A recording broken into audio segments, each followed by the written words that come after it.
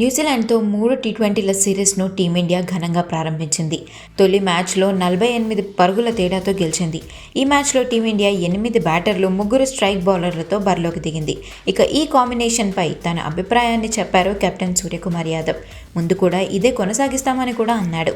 ఈ మ్యాచ్లో మేం బ్యాటింగ్ చేసిన తీరు బాగుంది.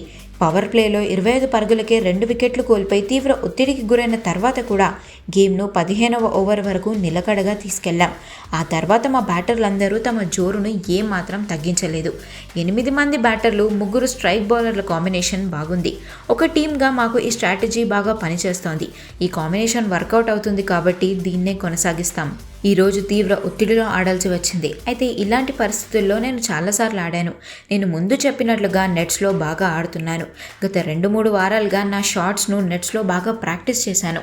నెట్ సెషన్స్, ప్రాక్టీస్ మ్యాచ్లలో కూడా ఇలాగే ఆడాను.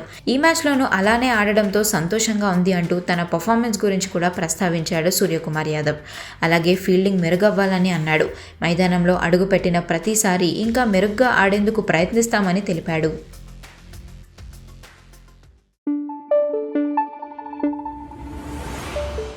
Thank you.